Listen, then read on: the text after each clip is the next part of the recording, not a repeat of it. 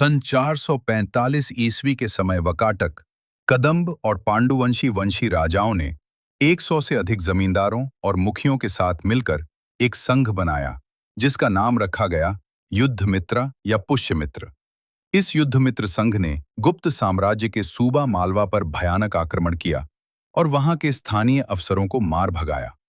इसके बाद ये संघ गुप्त साम्राज्य के अलग इलाकों में खुद की सेनाओं के कई टुकड़ी बनाकर घुस गए और कई किलों को ध्वस्त कर दिया गया। वहीं गुप्त साम्राज्य के सम्राट समुद्रगुप्त बूढ़े हो चुके थे और उनके भाई भतीजा बेटे सब आपस में लड़ रहे थे। किसी का ध्यान इस पर नहीं था।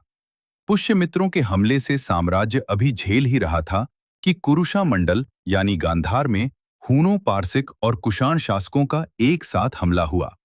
काबुल, जलालाबाद, तक्षशिला जैसे शहरों को जमकर लूटा गया। काबुल और आसपास के शासक अपनी सुरक्षा के लिए गुप्त साम्राज्य पर निर्भर थे, लेकिन गुप्त साम्राज्य के न आने के कारण वहां के स्थानीय शासक भी हूनों के साथ मिलकर गुप्त साम्राज्य के ऊपर ही हमला करने लगे।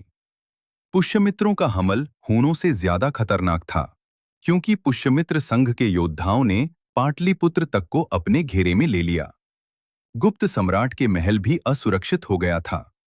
कई जासूस और हत्यारे महल में भी घुस गए थे। ऐसे खराब समय पर सम्राट कुमारगुप्त के पुत्र युवा राजकुमार स्कंदगुप्त ने राज्य बचाने के बीड़ा उठाया। उन्होंने थके हारे और बिखरे हुए सिपाहियों और सेनापतियों को दोबारा एकत्रित किया और पुष्यमित्रों के खिलाफ अभियान शुरू कर दिए। स्कंदगुप्त ने ये अभियान शुरू किया तो उन्होंने कई कष्ट झेला। उन्हें जमीन पर नीचे सोना पड़ता था और कई दिनों तक भूखा रहना पड़ता था, क्योंकि पुष्यमित्र योद्धा गुरिल्ला युद्ध नीति से गुप्त साम्राज्य के रसद पानी को काट देते थे। लेकिन स्कंदगुप्त डटे रहें और लड़ते रहें। उस समय के लेखकों ने स्कंदगुप्त के इस लगन और सादगी जीवन को देखा तो उन्होंने स्कंदगुप्त के रहन सहन की तुलना साधुओं से किया। आखिरकार स्कंदगुप्त ने पुष्यमित्रों को हरा दिया। उसके बाद हर विद्रोही का सर काटा गया और उनके सर को हाथियों से कुचलवाकर ये संदेश दिया कि गुप्त सम्राट के खिलाफ विद्रोह करना भयावह हो सकता है। पुष्यमित्रों को दंडित करने के बाद सम्राट स्कंदगुप्त सिंधु नदी के तरफ गए। सिंधु नदी पर हून, पारसिक और कुषाण गठबंधन के साथ स्कंदगुप्त ने भयानक युद्ध किया। स्कंदगुप्त के पास सिर्फ 2 लाख सिपाही ही थे, वहीं हूनों के पास 3 लाख सिपाही थे। लेकिन गुप्त साम्राज्य के अनुभवी योद्धाओं के सामने हून सेना ठीक नहीं पाई।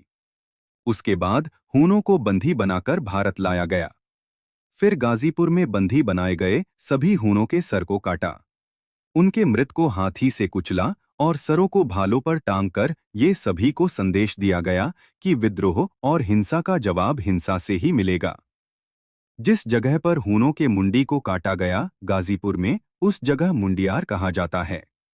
यहीं पर स्कंदगुप्त ने युद्धबंदी हूनों के सरों को काटा था। स्कंदगुप्त ने अपने भाई पुरगुप्त, अपने चाचा गोविंदगुप्त और कई परिवारों को लड़ाई में हराकर राजगद्दी प्राप्त किया था और गुप्त साम्राज्य के खोए हुए सभी क्षेत्रों को वापस बलपूर्वक जीता, लेकिन उनकी हत्या नहीं किया था। इन्होंने साथ में अपने चेचेरो भाइयों और अपने भाई पुरगुप्त सबको अलग अलग इलाकों में जागीर दे रखे थे ताकि वे अपना खर्च चला सकें। कुछ इतिहासकार स्कंदगुप्त की तुलना औरंगजेब से करते हैं कि औरंगजेब की तरह ही अपने भाइयों को हराकर शासक बने थे। इन्होंने राजाओं और आक्रमणकारी हूनों का सर बेहद क्रूरतापूर्वक कुचला था और बहुत सी थीसिस दिया जाता है। लेकिन मेरा मानना है कि मुगल साम्राज्य के दौर में, शाहजहां के काल में, कहीं भी मुगल साम्राज्य में कोई बड़ा विद्रोह नहीं हुआ था कि विद्रोही महल तक पहुंच जाए। न ही औरंगजेब को हून जैसे बाहरी खतरों का सामना करना पड़ा था। औरंगजेब ने आक्रमण किया, अलग राजाओं के जमीन पर उनको कुचलने की कोशिश किया, जबकि स्कंदगुप्त अपने इलाकों को बचा रहे थे। औरंगजेब के मरने के बाद लगभग 1737 ईस्वी तक ही मुगल साम्राज्य एक ताकतवर रूप में रहा था। उसके बाद मुगल साम्राज्य पूरी तरह से कमजोर हो चुका था। लेकिन स्कंदगुप्त की मृत्यु 467 ईस्वी में हुई थी उसके बाद भी लगभग 550 ईस्वी तक गुप्त साम्राज्य लगभग बिहार, उत्तर प्रदेश, असम और बंगाल 4 राज्यों में शक्तिशाली रूप से फैला हुआ था।